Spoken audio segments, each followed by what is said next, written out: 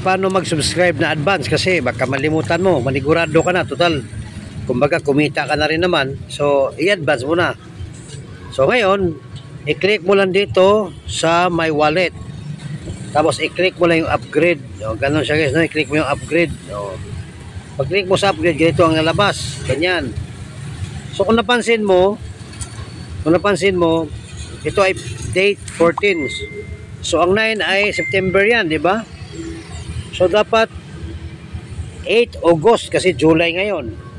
Kaso nag-advance na kasi ako. So pwede ka mag-advance hanggang July, September 9. So sa September 9, bago mag-September 9, magbabayad ako. So kung gusto ka, dalawa. So testingan natin guys ha. Ganito lang, pag sabihin natin, pag advance ka na mag-subscribe para wala ka na isipin. So mag-advance ba tayo? Oh. So $15 ang babawasan doon. O, tingnan natin guys, o. Okay, so thank you for your payment request has been processed. Back tayo, no? So, tingnan natin guys. So, ito na siya. Saan ba yun banda? Ito.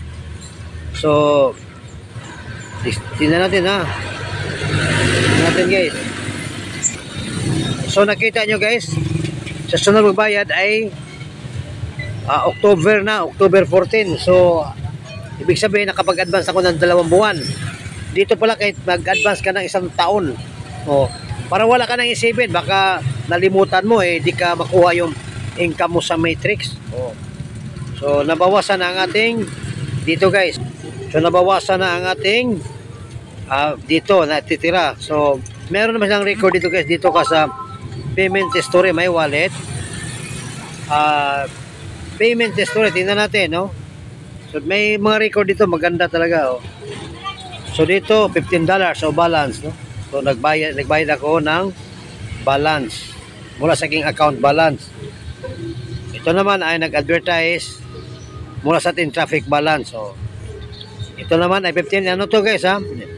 Yan yung sinasabi ko na nag-subscribe na ako ng advance para wala na akong iisipin pa.